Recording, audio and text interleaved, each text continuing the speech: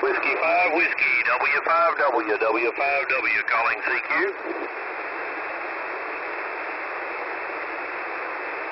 This is Kilo Charlie 5, Alpha Kilo Bravo.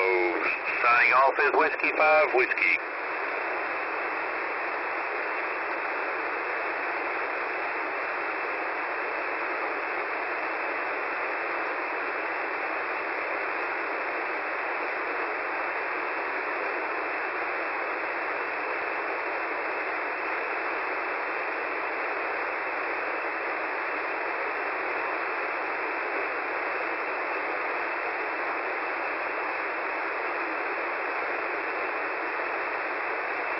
N6RC, Dick, thank you for the QSO.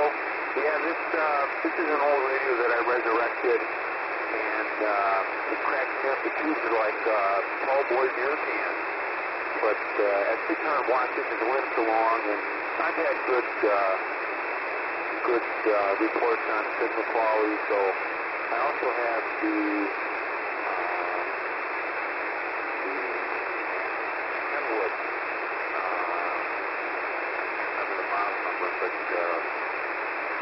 linear that I have ready to install, but I haven't had the nerve to change this one yet.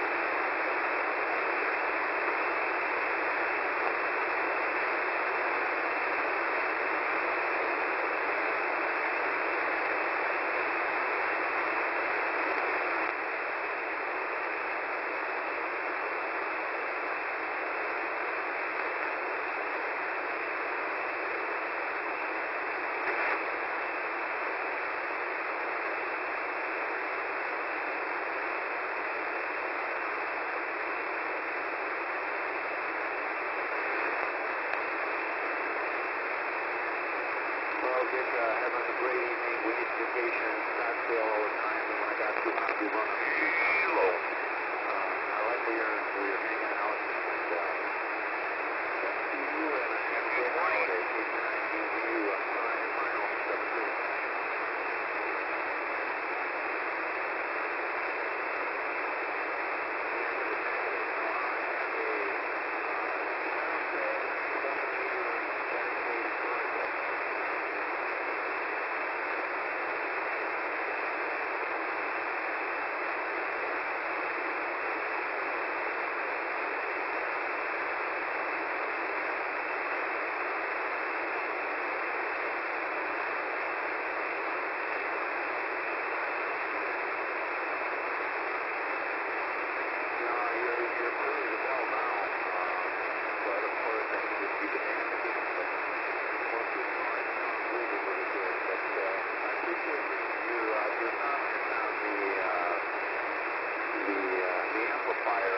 The crazy thing with this amp is when I got it all back together and all tuned up, I have to put a tuner between my 7410 and the amp in order to get full power out of the 7410, because I can't get it to match exactly in terms of SWR.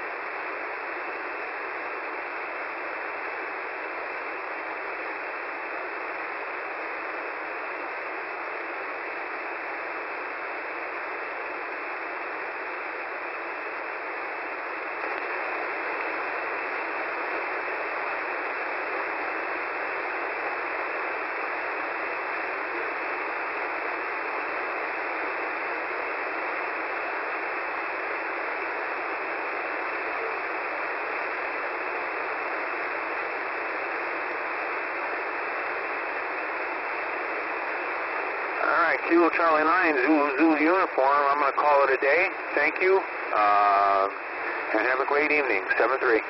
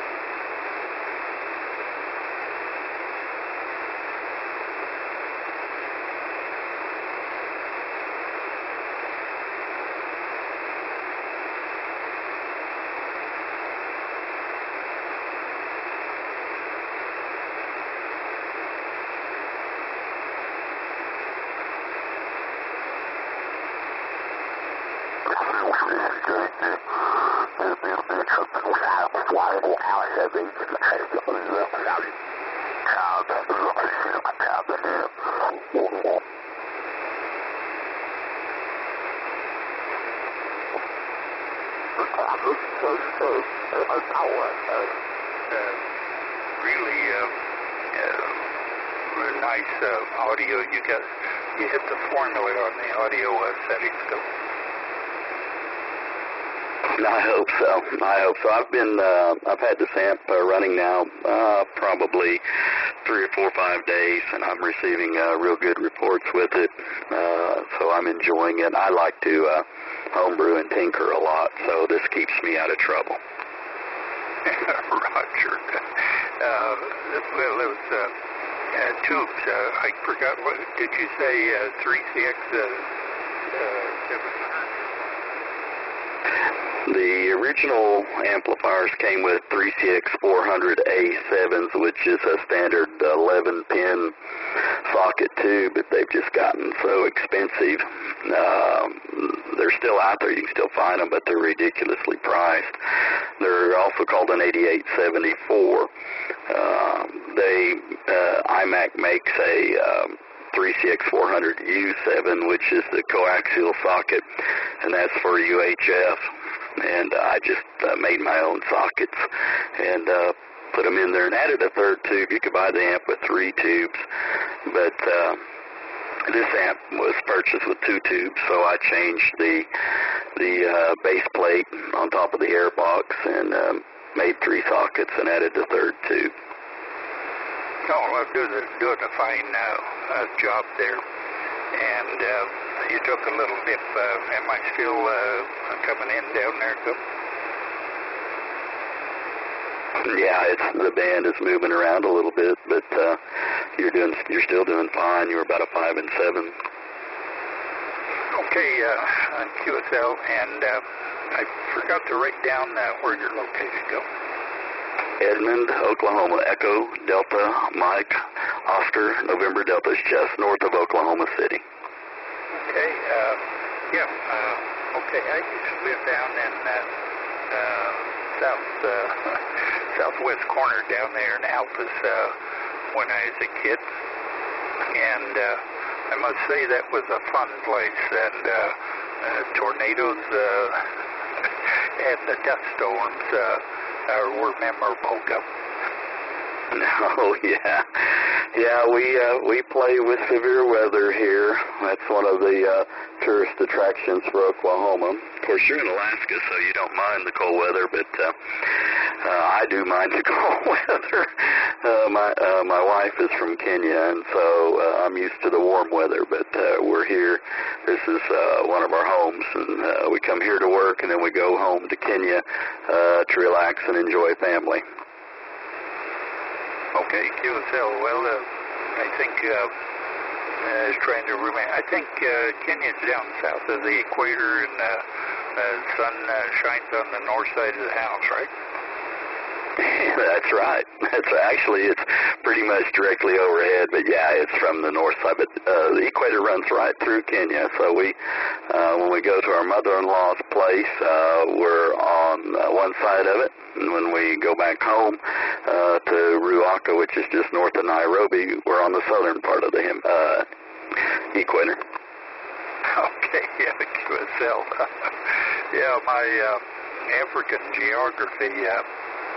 I'm a little short on it unless I look at the map to see what's what. And I think I've worked Kenya a couple of times, but Central Africa appears, I have concluded that it's not really doable. I can make it over Europe into Northern Africa, take it down on the South Pole, to South Africa, down in that area. But anything in Central Africa, never hear it, and no possibility from working it up here. Well, you know, one thing I've learned from working from Kenya, working DX, is that I can work a lot of the United States stations, a lot of stateside and around the world, and even in the bottom of the solar cycle, propagation is there because my antenna's on top of a 100-foot building, and I've got it on a 20-foot pole. and I don't have any trouble working all around the world. But when I get back here, there's nobody there to work, especially in the middle of Africa. So that might be against you. Yeah, Roger. Well, what I have heard from there is usually an S1 or 2, maybe a 3, and I'm running 6 elements on 65 feet up here, but I'm only up about 50 feet. And Africa out of here is generally north, and there's a bit of a hill towards the north, so if I can get up towards the northeast, a pretty decent clear shot at about 20 degrees east of north out of here, and that brings me down into that's western Africa on it. But we give it a try. We listen, see what's open down there, and see what's going on. And about 40 degrees is western Africa out here, so that's a pretty decent shot. But like you say, I think the problems nobody's on is a pretty serious problem. Like up here in Alaska, getting into Alaska is quite difficult sometimes because of the work days and the time difference. There's 4 hours time between here and the East Coast, and somebody gets off at work at the East Coast at 5, they're probably not up at 9 o'clock at night looking to see up here in Fairbanks. Go ahead. Yeah, I can understand that, Jim, completely.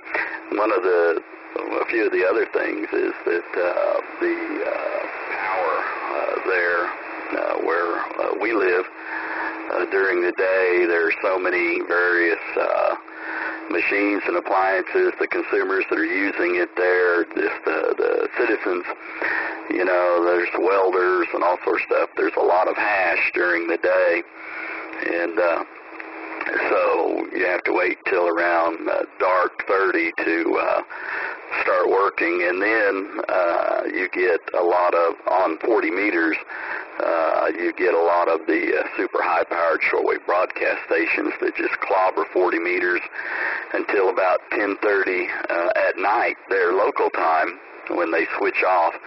Then there's plenty of DX to work. So, you just got to time it just right to work any DX. But, well, okay, Jim, I've certainly enjoyed the QSO. I'm going to go ahead and bow out, and I'll let you make some more calls or go eat. I think you said you're getting ready to go eat, but I've certainly enjoyed the conversation and enjoy working Alaska. As you said, a lot of times it's hard to work Alaska, but anytime I hear somebody from Alaska, I always try to work them. But I've certainly enjoyed it, Jim, and hope to work you again on the band. I'll say best of 73, KL7 India Echo Hotel from Whiskey Alpha 5 Alpha, and I'll listen on out. Okay, we'll catch you later. Real pleasure visiting with you, and I'm here on 20 meters. All I have on 40 down there is off center fed dipole running north and south, and probably zero possibility of doing much DXing with that from this location. Height on it runs between 40 and 50 feet on the thing and down through the trees.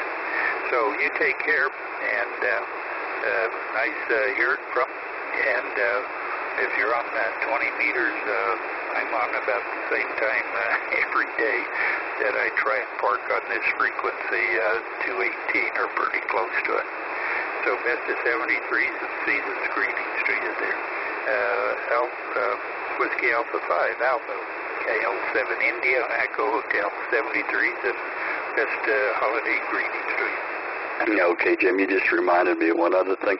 You know, when I work DX here or in Kenya, I don't normally have any signal on the people I'm working, running the preamp here on the HF rig here and there, but I'm able to work them. So a lot of times signal doesn't have a lot to do with it as far as reading it on the S meter, but being able to hear them is king. So anyway, holiday greetings, KL7IEO WA5A 73. Okay, we'll catch you later. India Echo Hotel.